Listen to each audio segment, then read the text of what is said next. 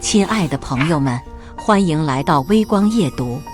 亲戚聚会，舅妈请了个大人物，说我最没出息，赶我去一边吃，正乐得清静，大人物进来了。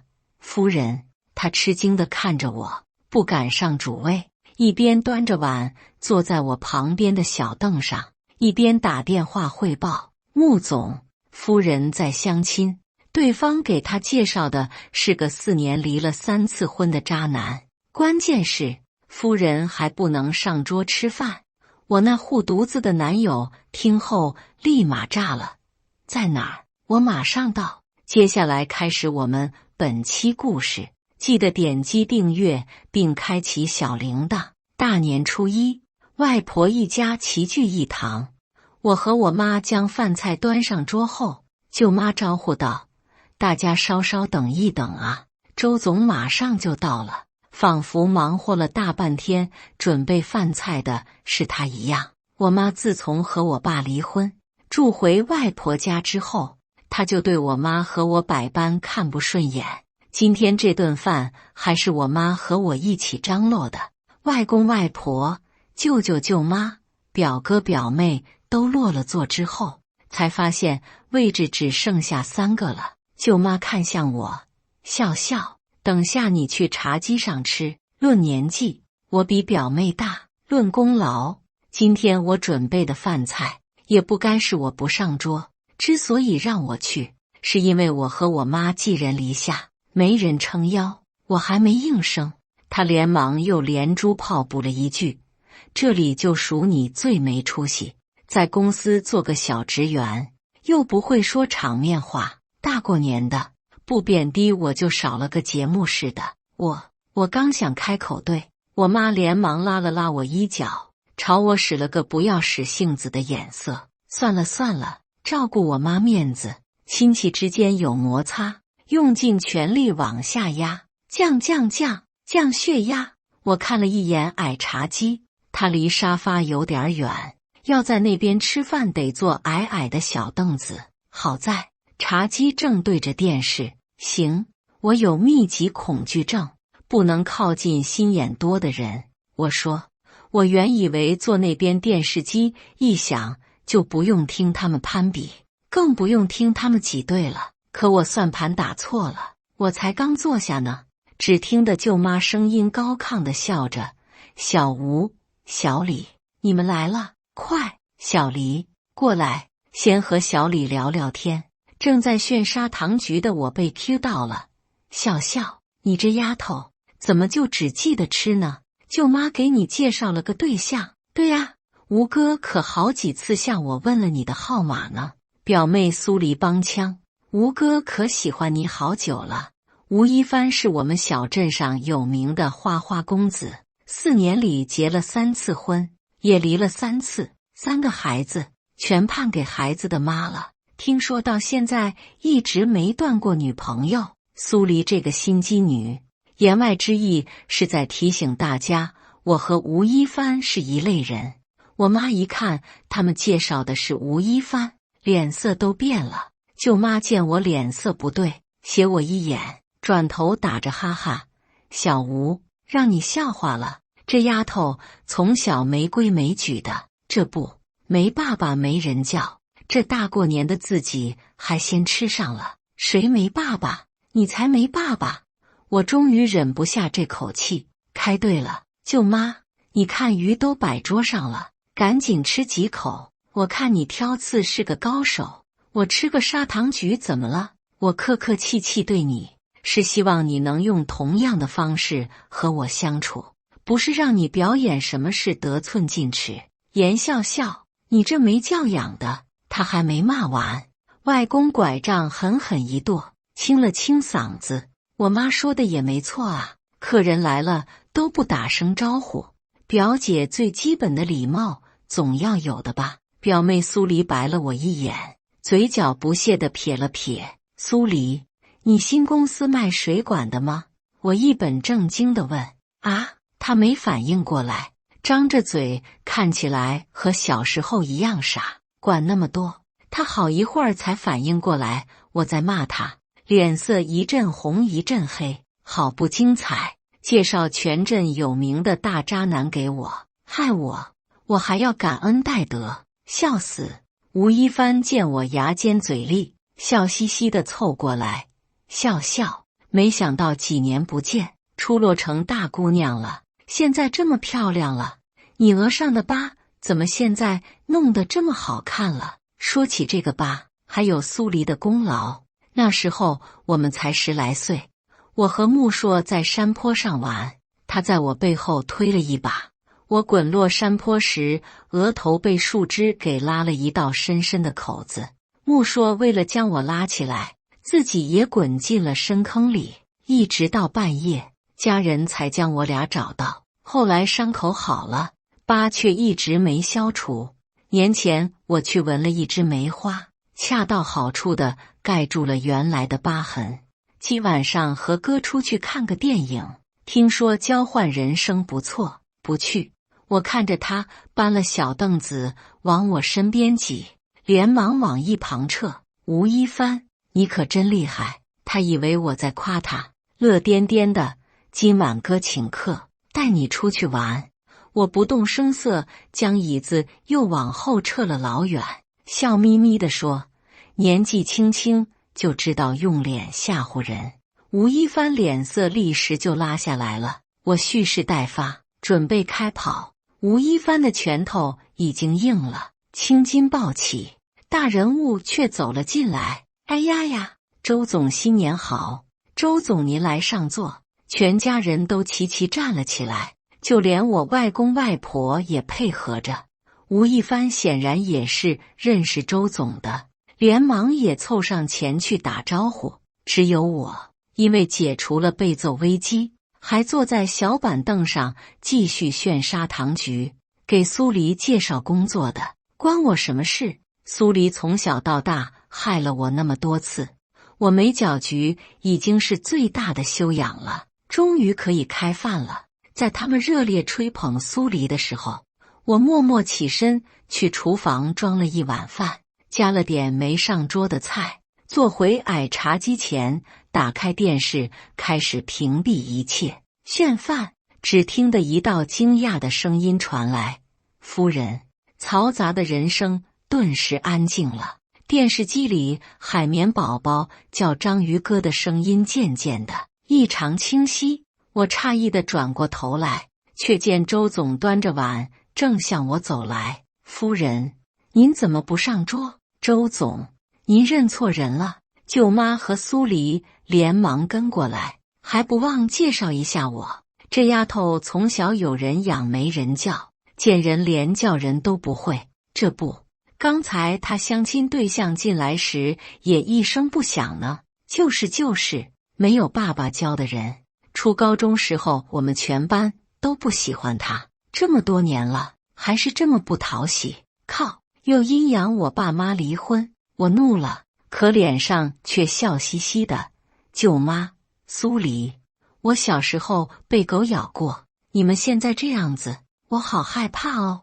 他俩气得就要上前来扭我，周总一把拦住他们，转过身，声音中已夹杂了一丝惶恐。相亲？哪个是您相亲对象？我指了指吴一帆。完了！周总战战兢兢坐在了吴一帆刚才坐的凳子上，拿出电话开始汇报情况。穆总，夫人在相亲，对方给他介绍的是个4年离了3次婚的渣男，关键是夫人还不能上桌吃饭。我那才确定关系没2天就恨不得马上领证的男友，当时便炸了，让夫人接电话。我接过电话，穆硕阴恻恻的声音传来：不是说好初8去你家商量婚事？你现在给我偷偷相亲？怎么，离了3次的渣男很香？我叹了一口气。穆硕，不是我不想和你在一起，是我舅妈和苏黎非要给我介绍。苏黎，他惊讶道，就是那个高中撺掇猪猪霸凌你的心机女。我嗯了一声，他冷哼了一声，在哪儿？我马上到。读初3时，我和我妈搬到了外婆家，过起了寄人篱下的生活。因为我爸妈离婚了，他们领离婚证的前一天，我爸眼神坚定地拍着我的肩膀，笑笑，爸爸要去做一件伟大的事，不能连累你和妈妈，你能相信爸爸吗？我点点头，我相信您。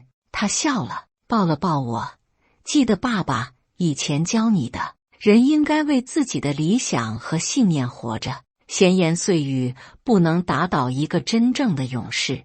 可我脖子里却流下了温热的泪滴。隔日，家里便闹开了锅，我爸有新欢了，要甩了我妈和我。那个姑娘年轻又嚣张，嚷嚷的恨不得全天下都知道一样。我爸间隙间瞥向我的目光，有沉痛、愧疚、难受和毅然决然的决绝。他走了，和我妈撕破脸皮后，揽着姑娘的腰一走了之。我看着他的背影，突然就想起当初他教我的事例。那时我才9岁，放学回到家，全家人都指责我打碎了花瓶，任凭我解释、哭泣、撒泼、打滚，他们依然一口咬定是我打碎的。后来我知道不能改变他们的想法后，停止了哭闹，从地上爬了起来，拍拍身上的灰尘，回到房间开始写作业。爸爸进来，先向我道了歉，然后告诉我以后我的人生道路上也许会遇到很多比今天还要过分的事，他们可能将所有的脏水都泼在我身上。他问我，如果面对那样的情况，我该怎么处理？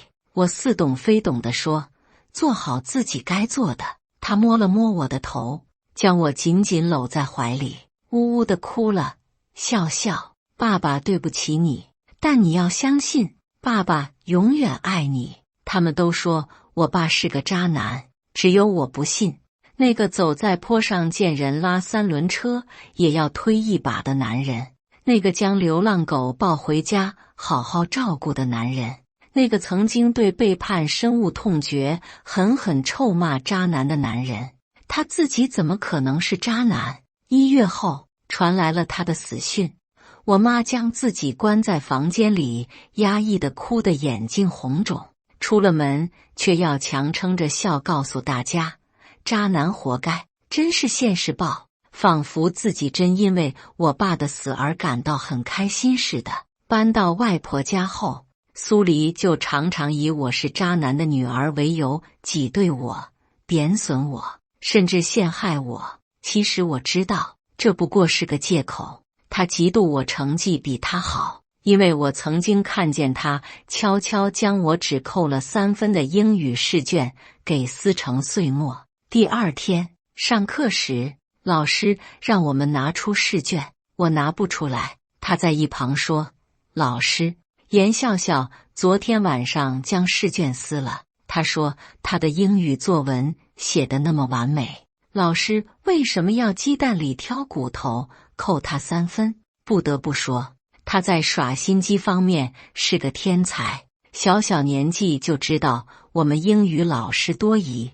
这么简简单单的一句话，从此让老师对我横挑鼻子竖挑眼，要是有一点小错，就会抓住不放，在班级里用极其尖酸刻薄的话大批特批，仿佛我犯的是天大的错误一样。如果心里脆弱一点，被这样针对，很难不讨厌这个老师，进而讨厌这门学科。可惜苏黎的鬼把戏没有成功。我是从小被我爸用奇特方法教大的，根本不在乎旁人的眼光。老师的针对非但没让我英语成绩下滑，反而刺激了我精益求精。中考英语竟然拿到了满分。苏黎知道我成绩之后，气得2天没吃好饭，天天在家哭哭啼啼，烦死个人。舅妈更是一天到晚在家里阴阳怪气。我们苏家的灵气全被外人给吸走了。英语满分，作文都不扣分的吗？是不是改错了呢？严笑笑，你妈是走后门去了吧？把你成绩改得满分吧。在他不知道在我耳旁酸里酸气过多少回之后，我从书本里抬起头来，笑眯眯地说：“舅妈，您这样让我想起了钱钟书先生的一句话。他自己年轻时因为考不上职高，初中毕业后就进厂拧螺丝了。后来嫁给我舅舅，才过上了好日子，哪里知道什么钱钟书，因此愣愣的样子看起来还真有些符合那句话。舅妈，寸草不生的头脑，你想还会产生什么旁的东西？要怪，只怪他没我幸运，没有一个脑子里有墨水的妈妈。就因为这句话，他将我撵了2里地。可惜他太胖，追得气喘吁吁，满头是汗，也没追到我，反而憋了一肚子的气。暑假，穆硕约我去学游泳，我因小时候大冬天跌落过水塘，对水有心理阴影，便答应在岸上看着他练。他接受能力很快，没几天就能在水里自由自在地游来游去了。我看着像是条白条般的他，眼中尽是羡慕。苏黎知道后，也出现在了游泳馆。穆硕哥哥，你怎么学得那么快？人家好笨哦，学了好久都学不会，你能教教我吗？哟，听着他查腔查调的叫穆硕，我就反胃。不过穆硕一向以嘴毒著称，对得他眼睛通红。你那4肢个干个的，没脑子统筹调配，学得会才怪。脑子是个好东西，现在长也来得及。每每被穆硕对，他的脸色就像是开了家染房似的，霎时间各种颜色不断变换，好不精彩。更可气的是，穆硕每回见他红着眼眶嘟着嘴，总是会冷笑着说一声6，于是他脸上的表情就会更精彩。这一天，我坐在泳池边沿，用脚拨水，他走过来坐在我边上，言笑笑：“你妈可真不要脸，听说她已经搭上育才高中的校长了，就为了把你塞进育才高中。”我回过头，塞，苏黎，你以为我是你，还要靠妈妈塞？育才昨天打电话来问我是否有意进他们学校，我正在考虑，也不知是不是这句话刺激到他了。他突然压低声音，恶狠狠地对我说：“严笑笑，你以为我不知道？你是靠和穆硕的关系才接到的电话，随便你怎么想。”我实在不明白为什么他会更加愤怒，以至于突然之间扑向我。我俩滚落了水池，童年的阴影瞬间袭来。在沉下去的那一刻，我仿佛看见了自己身穿红色羽绒服滚入水中那一刻。为什么会滚进去，我已经完全没有印象了。但是入水时那种恐慌惊惧感依然历历在目。我挣扎着扑打，想要抓住什么，可握得再用力，也只是一握就溜走的水流。恐慌、惊惧、无助包裹着我，我在挣扎中往下沉。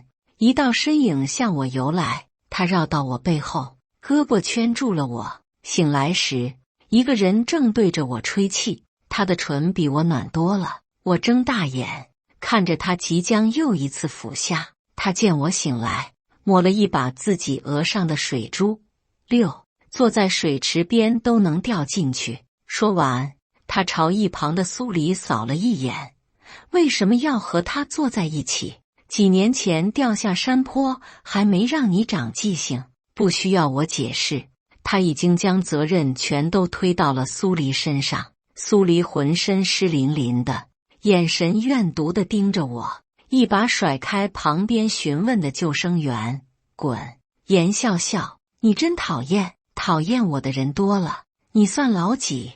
才缓过气来的我还是改不了本性，回怼，多长几个脑子，争取得个第一。他脸色越发青了，呵呵，就这点气量，为什么还要在太岁头上动土？回到外婆家，他恶人先告状，说我在泳池边推了他，害得他落水。舅舅舅妈一听，当即就不干了。舅妈扯着我就要动手，舅舅冷着脸：“姐，你们住在这里还要威胁到我女儿的安全，那我可不敢让你们继续住下去了。”就连我外婆也是向着苏黎的，只有外公一跺拐杖，笑笑都还没说话。外公，泳池边有监控，你们可以去查一查。我说，舅妈当时就想往外冲，查就查，查到了别怪我赶你们出门。要是不是笑笑推的，有人栽赃，我老头子一定拿家法好好处置。说完，外公就将藤条拍在了木桌上。苏黎做贼心虚地看了一眼藤条，不敢真让舅妈去查，连忙拽着她的衣角：“妈，我记错了，是泳池边有点滑，我和表姐玩耍的时候不小心掉进去的。”我妈不依了，笑笑她从小怕水，怎么会？外公厉声喝道：“知道表姐从小怕水，你还带着表姐去游泳池边？你是主，他是客，你是怎么当好这个主人的？”说完，一藤条就朝他抽了过去。在场所有人没一个敢拦的。外公已经看明白发生了什么，不去查监控，便将苏黎打了一顿。一来他是维护我，二来他作为大家长是想维护苏家的脸面。傍晚，本来就已经受了多重打击的苏黎，又受到了重重一击。育才高中给我的录取通知书送到了，他哭了整整一个晚上，吵着闹着也要去育才。舅妈整个暑假隔三差五往木硕家跑，终于将他给塞进了育才。运气是真好，我和苏黎竟然又分到了一个班。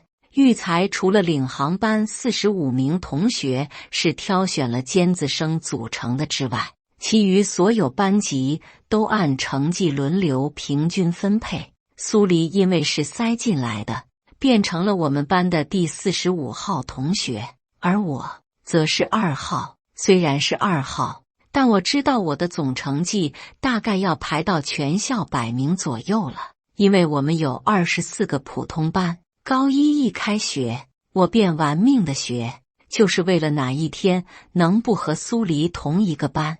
听说领航班有同学要出国，我想去木硕所在的班当凤尾也没事，可谁知道我天天埋头认真学习的样子，被苏黎拿来大做文章。他们给我取了个外号“丑八怪卷王”。高一时，大家除了叫外号之外，并未做更过分的事。直到高二，我们班转进来一个叫猪猪的女生，她带着同学将我拦在厕所里，听说就是你小时候把苏黎推下山坡的，是你把她推进水里的。更可笑的是，苏黎还在一旁劝说：“猪猪姐，你不用为我出头，真的，事情都过去了，忍忍就好了，长得丑也就算了，心还黑。”猪猪一把抓住我的头发：“猪猪姐，算了。”苏黎假惺惺地说：“表姐，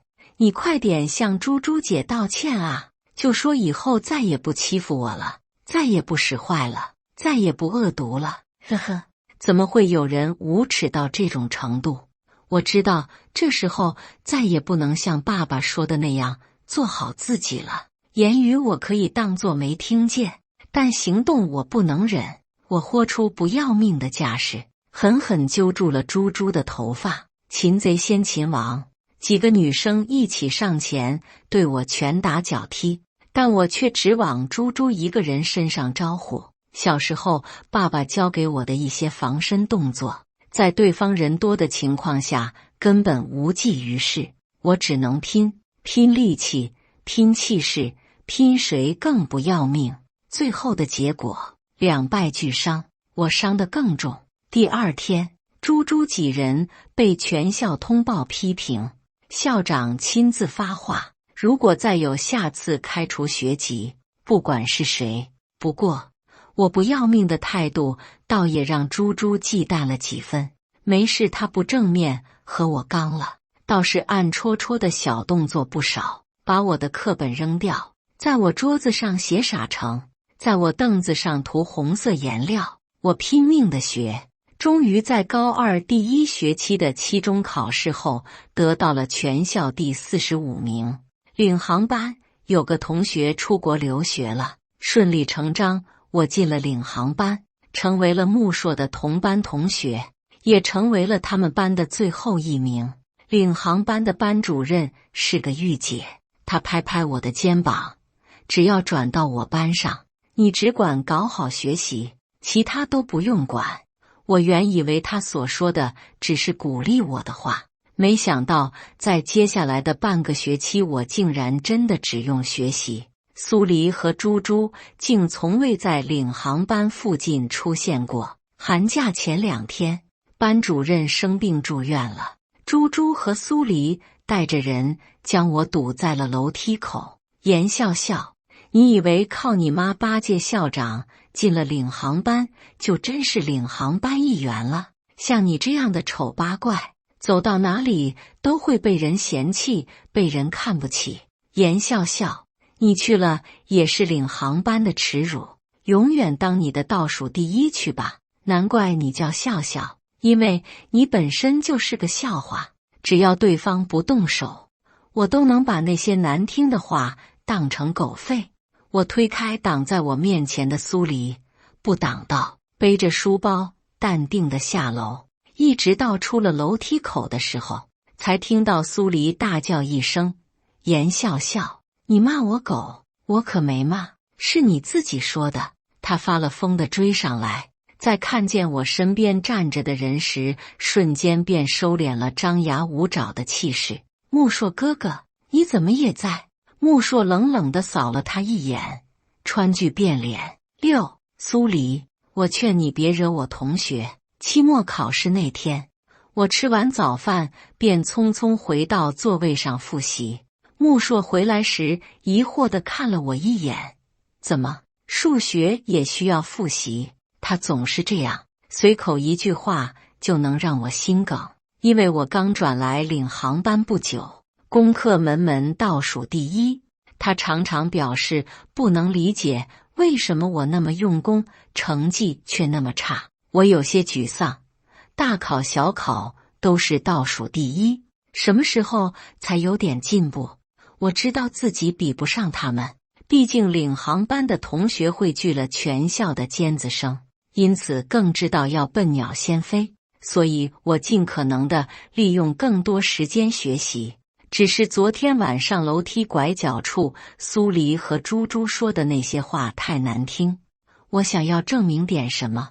我不想当领航班倒数第1，哪怕当倒数第2也好。木硕深深地看了我一眼，对走过来的我前桌说：薛琪，来打个赌啊。他揽着薛琪的肩膀去了教室后面，两人不知在说些什么。期末考试结束，老师们加班加点，在第2天下午将试卷发放到了我们手中。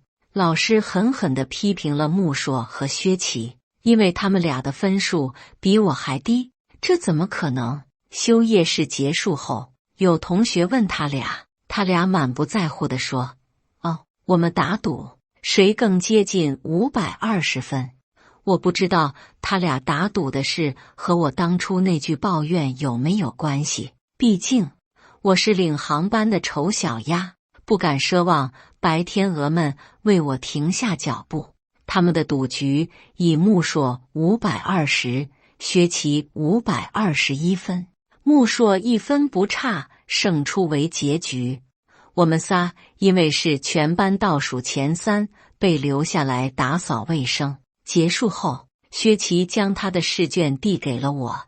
严笑笑，这次我把解题步骤都写得很清楚详细了，你不会的可以看我的，不懂来问我。我刚要说谢谢，木硕将一张草稿纸递了过来。数学填空第8题，选择4、7，最后2道大题的解答过程和知识点都用了2种不同方法，你自己看能不能看得懂，看不懂也不要来问我，我已经无法更好地组织语言来教会你了。我惊讶地看着他，你怎么知道我这些题不会？做的时候知道的，这是其他学科的。他将厚厚一沓草稿纸递给我，瞥了我和薛琪一眼，将沉甸甸的书包往身后一甩。回家，他俩是好哥们，一前一后出了教室。我将草稿纸放进书包里，锁好门窗，才离开了教室。才下楼，便听到了咒骂声。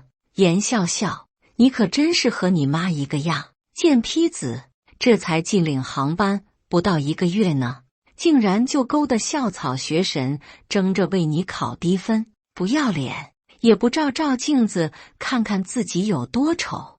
我下意识摸了摸额角上的疤痕，听说你妈倒贴校长才让你进了领航班，她是怎么贴的？跪舔？当舔狗？还是只要睡觉？我额角上的青筋一跳一跳的，冲上前去和猪猪扭打在了一块。你们说我无所谓，但绝不允许抹黑我妈。他们人多势众，很快我就败下阵来。我被人踹翻在地，猪猪一脚踩在我背上，一手抓住我的头发。胆子大了，看来是欠教训了。说完，一巴掌就欲往我脸上扇来。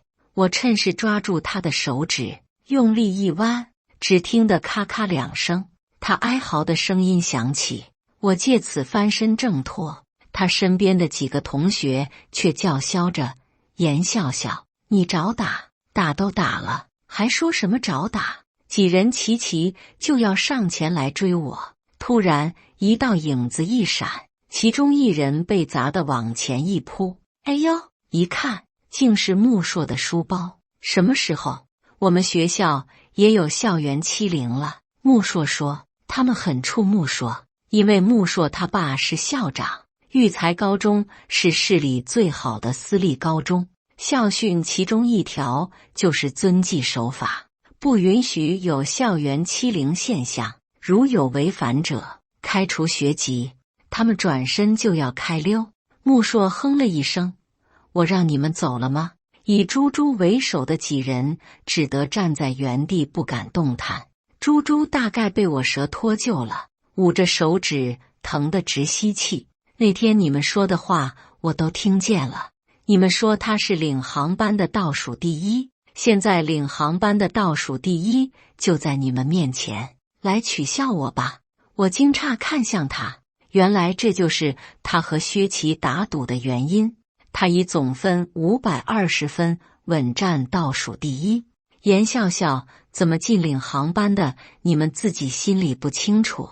全校第45名的成绩，只要你们能考得出，照样能进。领航班45人，是按照全校排名进的，我就是那个全校第45。他捡起书包，朝我瞥了一眼。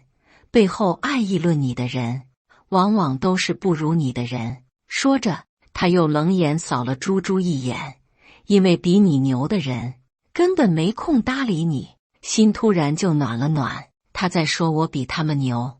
自从和他做同桌之后，他从未肯定过我，每次都狠对我成绩差。走了，他转身。我走到猪猪面前，我和你之间的差距就在于，我和你好好说话，你却以为我好说话。以后别惹我。木硕转过头来，默默看了我一眼。寒假你来我家做作业啊？我情商低，表达能力不行，想借你的错题练练嘴。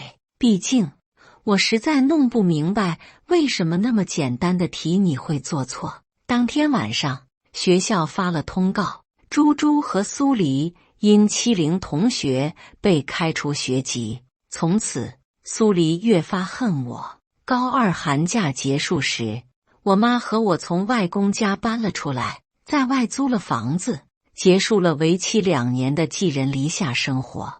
我们原来的房子被我妈卖了，卖房的钱她全偷给了爷爷奶奶。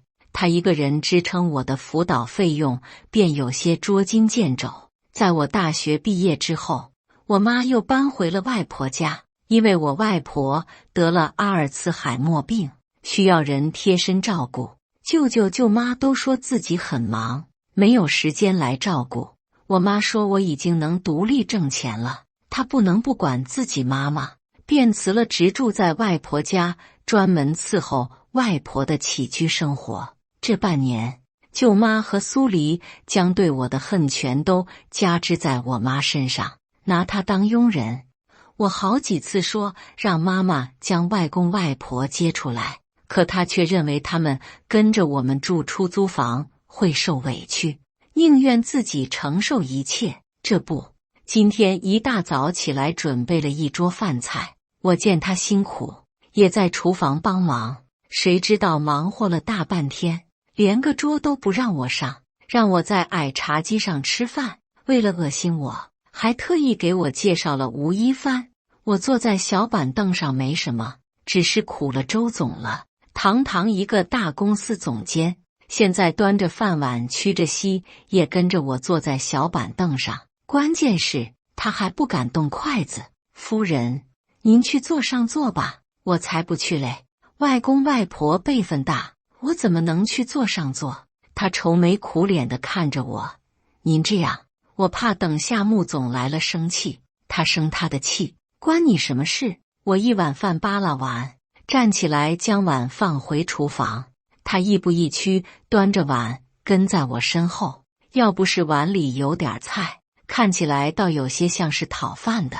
苏黎和舅妈见他跟着，也都齐齐跟在他身后。于是我放个碗就像是排队一样，带着一串尾巴。可笑的是，站在最后的苏黎眼珠子都要瞪脱眼眶了。在我转身和他擦肩而过的时候，他咬牙切齿地说：严笑笑，你真不要脸啊！我哪儿不要脸了？都没有结婚，就让人叫你夫人，家里都没有同意，你就勾搭上了穆硕。苏黎，你还活在清朝？我和穆硕自由恋爱，有什么不对？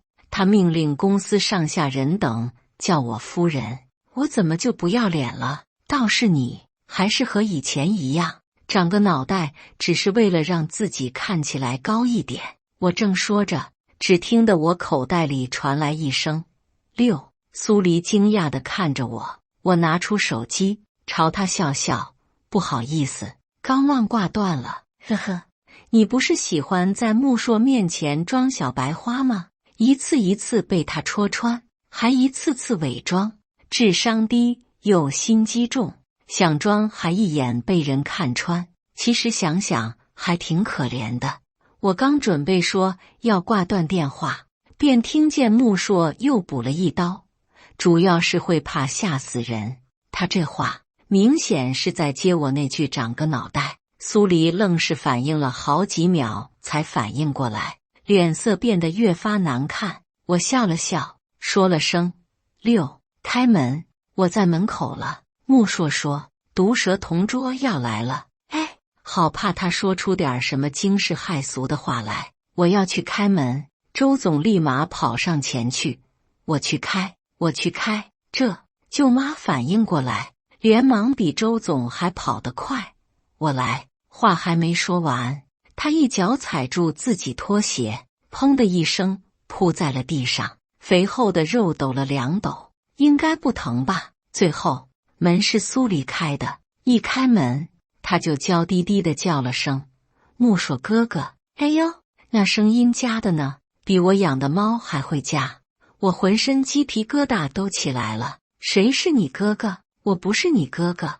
穆硕蹙眉扫了他一眼，别瞎叫唤，还没立春，过分了，过分了。说完，他转头喊了声外公、外婆、阿姨，新年快乐，全然没将舅舅舅妈放在眼里。事后我问他为什么不向舅舅舅妈打招呼，他说阿姨在的这半年发生了什么我都看在眼里，站在他家阳台上的确能将外婆家院子里发生了什么看得清清楚楚。你妈以后就是我妈。他又说他们欺负我妈，我还对她好言好色，我犯贱。谁谁是我夫人相亲对象？穆硕接着环顾全场，看向小李。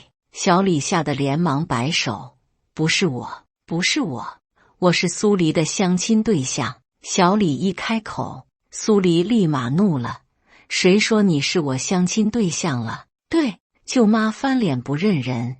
我们家苏黎不着急，不用相亲。小李被这娘俩神一般的操作给吓到了。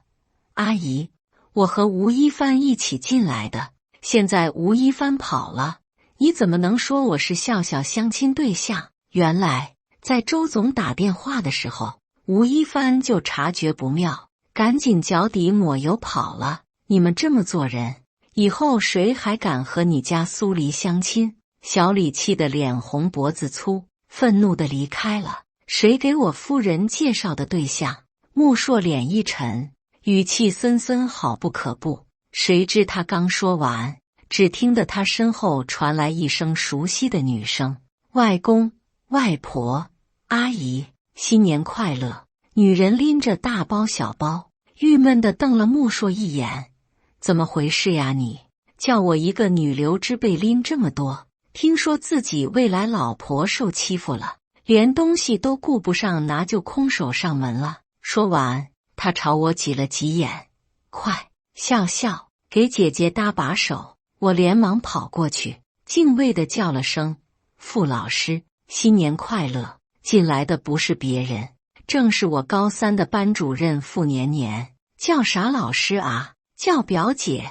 傅老师将礼品放在角落，走到我妈面前：“阿姨，本来我阿姨和姨父想初8回国后来和您商量两人的婚事，没想到这小子急了，先拉了我过来充当家长，说什么1日为师，终身为父。”我妈对傅老师一向很尊重，很感念他在我高3时照顾我，没想到他竟然和穆硕还是表姐弟关系，笑着说：“笑笑年前已经将他俩的事和我说了，穆硕是个好孩子，我放心。”舅舅舅妈见状，忙凑到穆硕前招呼：“穆总，您请上座，还没吃晚饭呢吧？正好我们还没开动。”舅舅经营了一家小加工厂，他的客源2/3都靠着穆硕公司。他们之所以想方设法要将苏黎塞进我们公司，打的就是让苏黎多接近穆硕的主意。年前他们在书房商量的时候，我恰好经过，不小心听见了舅妈说：“小黎，你要是嫁给了穆硕，我们全家以后都吃穿不愁，你爸的事业也不用头疼了。”妈，你放心，穆硕哥哥绝对跑不出我的手掌心。一边打着穆硕的主意，一边又找着备胎相亲，这娘俩玩得可真高。那个曾经被他们打着算盘拼命接近的男人，此时站在我身边，正好我还没吃晚饭，于是他让我去盛了一碗饭。你刚坐哪里吃的？他端着饭碗问。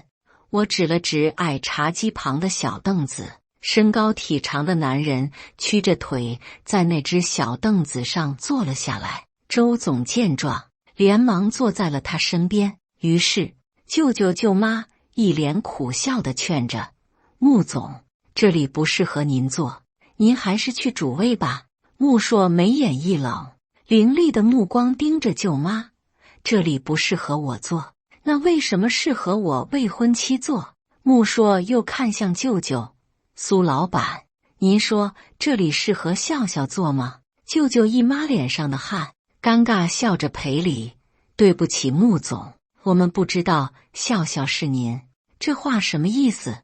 他要不是我未婚妻，就能随便被人欺负？我听说苏老板今年生意势头不错啊。好吧，他竟然把生意抬出来要挟舅舅了。对不起啊，笑笑，我舅舅是生意人，早已经看出穆硕要的是什么，不需要他点出来，便先道了歉。舅舅是个明白人。说完，他看向舅妈，舅妈捂着摔疼了的胯，龇牙咧嘴地说：“笑笑，你别往心里去。”哼，穆硕清了清嗓子：“对不起啊，笑笑。”最后，穆硕看向了苏黎，眼神冰冷，犹如冰刃。苏黎咬着牙，恨恨地看向我，就是不肯开口。呵呵，他从小到大陷害过我多少回了，哪回道过歉？当初他被开除后，还扬言要宰了我呢。怎么？穆硕挑眉，舅舅舅妈一向护短，见他不肯道歉，忙想着来转移话题。穆总，先上座吧。穆硕冷笑，坐在小凳子上一动不动。周总连忙瞪了苏黎一眼。苏黎，我们公司要的是有责任有担当的年轻人。呵，穆硕讽刺地轻哼了一声。舅妈连忙拽了拽苏黎的袖子。小黎，苏黎终于低下了他那高傲的头颅。表姐，对不起，我故作疑惑。苏黎，你说是哪次对不起？可以说完整点吗？比如说，表姐，我不该将你推下山坡。对不起。我盯着他，他咬牙切齿地低下头去。对不起，表姐，我不该将你推下山坡。舅妈一听，立马横眉怒目看向我。严笑笑，你过分了啊！仗着有穆总在场，栽赃陷害我们小黎，你掉下山坡是小黎推的吗？我笑眯眯地看向苏黎，你说呢？穆硕冷笑，当时我在场。苏黎咬着下唇，是我推的。多年前，我们被救上来时，就已经向大人们说得清清楚楚，是苏黎推的我。可惜，除了我妈愿意相信我，所有大人都不信。他们不相信一个小孩心思会如此歹毒，就连外公也不信。现在苏黎亲口承认，气得外公连连跺拐杖。苏家怎么养出你这么个歹毒的东西？继续。我淡漠地看着苏黎，舅妈瞥了一眼苏黎，在他耳边轻轻说：“忍一忍，以后还有翻身的机会。你爸的厂子不能没客源。”苏黎后槽牙咬得咯咯作响。对不起，表姐，我不该把你推下游泳池。对不起，表姐，我不该撺掇猪猪霸凌你，我不该撕你试卷，向老师告假状，我不该在你课桌上刻侮辱人的文字。我看着他屈辱又愤怒，却又拿我没辙的样子笑了。你可以道歉，但我不会选择原谅你。穆硕坐在小板凳上，又说六。想当初我每次错题，他总是损我一个字六，然后再用十分不情愿的语气说，要不是为了突破我的辅导能力，我才懒得给你讲题。被他荼毒1年多的我，现在终于到了翻身的时候了。我瞥了他一眼，差不多得了。外公外婆饿了。他连忙放下碗，凑到我身边来。是，夫人说的对。舅舅舅妈连忙将他领到上座，他却不肯，坚持长幼有序，请外公外婆坐了上座，自己在我妈的下方坐了下来。至于苏黎和舅妈，就算位置够，还是被赶到了矮凳上。妈，他极为自然地叫了我妈一声。我惊讶地看向他，却见他朝我挤了挤眼睛。妈，我想用隔壁房子做婚房，到时候你和外公外婆搬过去住，笑笑和我婚后住公司附近的别墅，您看可以吗？我妈点点头。妈，彩礼多少钱合适？您看1888万合适吗？我妈惊到了。多少？1888万？不用，我家笑笑不用彩礼，只要你们过得好就行。不行，怎么能不要彩礼呢？我看着为彩礼讨论起来的两人，陷入了沉思。聚会结束后，舅妈拉着苏黎在楼梯口嘀咕：“妈怎么知道穆硕会来啊？不是怕你傍不上穆硕，给你先找个备胎吗？”好了，别生气了，男女朋友又怎样？人家结了婚的还能被拆散呢？放心吧，你只要进了穆硕公司，就有机会成为总裁夫人。就这样，还在打穆硕的主意呢。在一个春暖花开的日子，穆硕拉着我去领了证。1月之后，又给了我一场盛大的婚礼。婚礼之前，我收到了一封匿名信，信上说：“你爸爸很伟大，不要记恨他。”我抱着那封信哭了，我就知道爸爸值得我相信，宁愿名声被抹黑，也要坚持自己的理想和信念。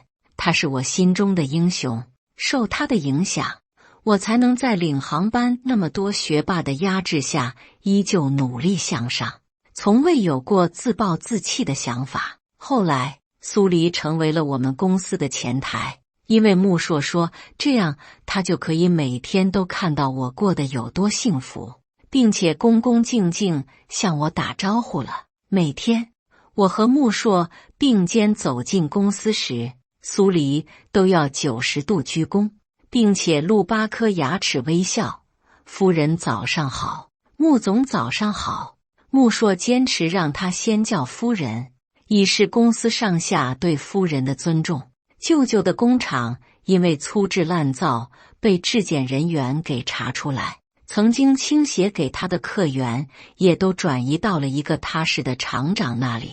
舅妈孤注一掷，将所有的希望都寄托在了苏黎身上。于是，苏黎天天在公司上演着巧遇穆硕的丑剧。于是，穆硕那句“春暖了，花开了，你以为你又行了吗”变成了大家对苏黎的金句。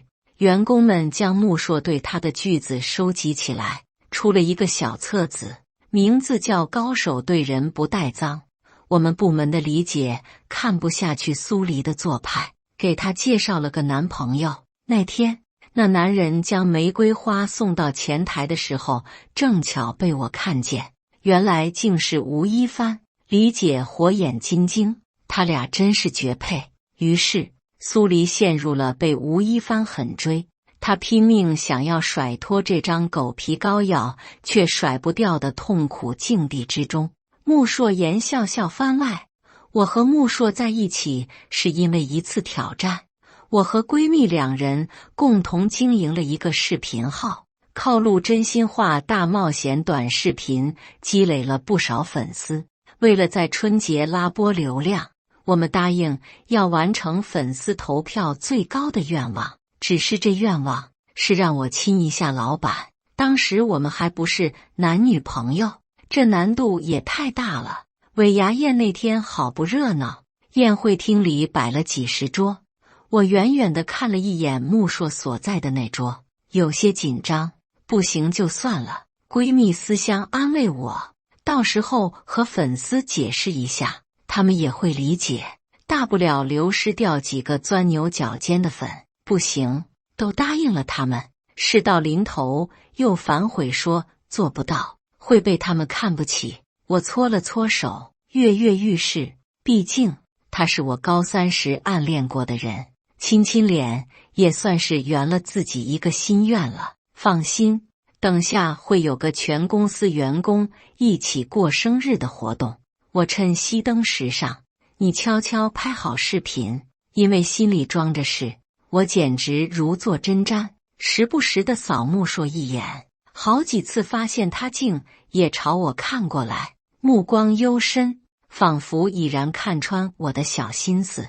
好不容易挨到生日会环节，随着灯灭，全宴会厅顿时陷入一片幽暗之中。我连忙起身，快步走向穆硕，不知踢到了谁的凳脚，疼得龇牙咧嘴，也不敢有片刻耽搁。走廊的应急灯光让我得以辨认出穆硕的位置，我冲上前去，准备在他脸上蜻蜓点下水便撤。可谁知道，在我刚要触碰到他脸颊时，他会转过头来呢？那温润的触感让我心底一麻，一道又酸又涩的电流涌上了心间，大脑登时便宕机了。继而我腰间一紧，被他一带坐在了他腿上。穆硕不仅回应了，还占据了主导地位。靠，这个渣男，知道是谁偷亲他吗？就这么热烈的回应。穆总，现在推蛋糕上来吗？行政部经理小心翼翼在一旁提醒。穆硕不肯放过我。穆总，我拼命将他推开，站了起来。穆硕的声音比以往低沉阴哑了些。很快，蛋糕推上来，大厅里点上了蜡烛，大家一起唱着生日歌。我站在他身旁，瑟瑟发抖，因为网友的任务还没做完，还有一半。亲完他之后，告诉他你亲错人了。我仿佛已经看到自己坟头的青草明年能长2丈来高。灯亮了，穆硕双眸黑漆漆的看着我时，眼尾微微上扬。我的心一颤一颤的，被他这副表情给吓得。笑笑，你的第一块蛋糕，他竟然随手就递给了我。我接过蛋糕，豁出去了。对不起啊，穆总。他一愣，旋即眼中笑意更甚，竟夹杂着一丝宠溺和温柔。笑笑，不用说抱歉。我深深吸了一口气。对不起，穆总，我刚才亲错人了。他脸色瞬间就沉了下来，一时间错愕、羞恼、愤怒在他眼中浮现，不一而足。此时此刻，原本喧嚣嘈杂的宴会厅慢慢安静下来，大家目瞪口呆地看向我们这边。穆硕轻轻抹去自己嘴角的口红印，阴恻恻朝我一笑。看着一双双瞪大的双眼，我两腿战战。完了，大 boss 生气了，好好回去准备辞职信吧。明天早上8点来我办公室一趟，看吧，要炒我鱿鱼呢。呵呵，谁怕谁呢？要不是你开的工资高，老娘才不伺候了呢。我看着他森冷的脸，心一横，反正也是卷铺盖滚蛋，最后一天姐一定硬气一回。穆硕，占了便宜还卖乖。刚你也回应了，这话像是炸弹一样，将一潭死水炸得波澜四起。众人终于忍不住窃窃私语起来。年会结束就加班，我在办公室等你。穆硕的脸黑得几乎能滴下墨来。我转过身，坐回自己位置上，如芒在背。思香已经将视频发在平台上了，不一会儿，粉丝点赞量就过万了。评论区都是在说看不清的。笑笑，你是不是雇的人演的？刚那么黑乎乎的，根本分不清是不是穆总。笑笑，你亲的那个不会就是你男朋友吧？我相信笑笑，你们没见穆总盯着笑笑看的眼神有多宠吗？哎呦，黏糊的我的心都要化了呢。楼上姐妹不会说就少说点。反正这则看不清，我们要求拍清楚的，能看见是穆总的，这则你挡住他了。于是粉丝们纷纷要求我再亲一遍，并且要求一定要光线好，穆硕露面。呵呵，我真的thank you，谢谢你们了，我的亲粉丝们。顶着大家异样的目光，熬到宴会结束。回到公司时，总裁办的灯已经亮着了。我对思香说：“姐妹，你有没有现金？”思香拿出刚发的5000块红包递给我。亲戚之间有摩擦，用尽全力往下压，降血压。但我进去的时候，穆硕正皱眉捏着眉心。他今天喝了不少酒。我抽出100块往他办公桌上一拍，他抬头诧异地看了我一眼，买你的脸1秒钟。我壮着胆子大声说，气势不足，声音来凑。言笑笑，他声音像是裹了霜雪。我打了个机灵，不够。200，脸让我亲一下。500，我又拍了3张。1000块1秒，已经够多了啊。穆硕冷哼了一声，对正在拍视频的思香说：“思香，你先出去。”思香出去了。我看着他朝我走了过来，看着他恨不得掐死我的表情。豁出去了，5000，不能再多了。穆硕将我逼到墙角，一把将我手中的5000块全都薅走了。来，亲，他说着，自己打开了手机录像。我亲了他的脸一下，但他却一侧脸，唇贴了上来。大概5分钟之后，他阴哑着嗓音说：“给你1个亿，给我亲24小时。”那天当然没能消费掉24小时，剩下的他说先存着。但此人有些腹黑，晚上就发了我亲他的视频在微博上，向大家介绍一下，这是穆夫人，我夫人爱笑，大家以后见了她多笑笑。感谢大家的观看，本期故事精彩吗？欢迎大家在下方评论区吐槽。如果你喜欢这类故事，记得点击订阅微光夜读，并分享给更多的人，这会对我帮助很大。再次感谢大家的观看。